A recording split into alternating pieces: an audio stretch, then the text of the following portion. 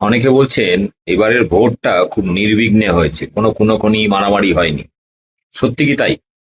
এ বিষয় নিয়ে আমি একটা ভিডিও করব ভাবছিলাম, ঠিক তার মধ্যে দেখলাম গর্গ চ্যাটার্জি এ বিষয় নিয়ে দু চার কথা বলেছেন, বাংলা পক্ষের সাধারণ সম্পাদক। আপনাদের ছোট্ট ভিডিও, খুব গুরুত্বপূর্ণ। দেখুন আর ভাবুন, সত্যি কি বাংলায় এবারে নির্বাচন কমিশন শান্তিপূর্ণ নির্বাচন করেছেন, না ভয়ঙ্কর মর্মান্তিক নির্বাচন ইতিহাসের পাতায় কালো ইতিহাস হিসেবে লিখিত থাকবে? শুনুন গর্গ চ্যাটার্জি কি বলছেন আর ভাবুন। বাংলার ইতিহাসে বোধহয় সবচেয়ে হিংসাত্মক ভোট সম্পন্ন হলো। শুনে অবাক হচ্ছেন?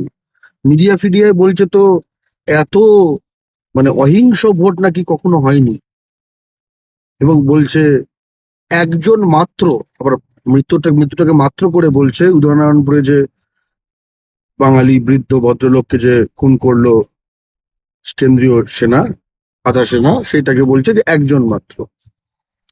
আমি গুনবো কিভাবে?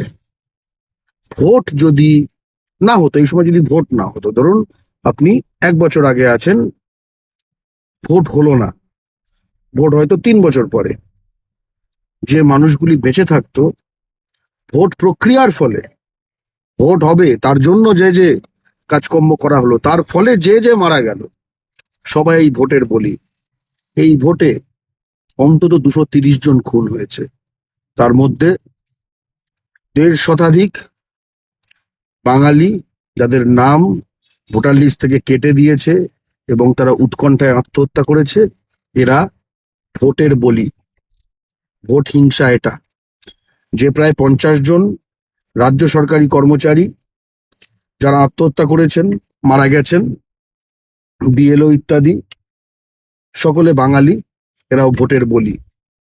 যে বৃদ্ধা মহিলাকে বাড়িতে গিয়ে 10-12 জন কেন্দ্রীয় আধা সেনা বাড়ি থেকে যে ভোট নিয়ে আসার কথা, সেটা করতে গিয়ে যে খুন করে ফেললো, সে ভোটের বলি।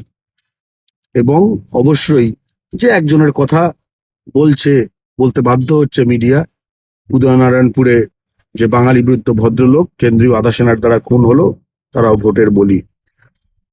220 জনের বেশি এই নির্বাচনে, 220 জন বাঙালিকে খুন করা হয়েছে। অদ্ভুত ব্যাপার। এই অদ্ভুত, অন্যান্য বারের যে নির্বাচনে যে হিংসা হয়, তাতে একদিক আরেক দিকের ওপর হিংসা করে, আরেক দিক একদিকের ওপর হিংসা করে। এই নির্বাচনে প্রতিজন যারা খুন হয়েছে তারা বাঙালি, 220 জনের ওপর, এবং প্রতিজনের ক্ষেত্রে খুনির একটাই নাম, দিল্লি, দিল্লি, দিল্লি।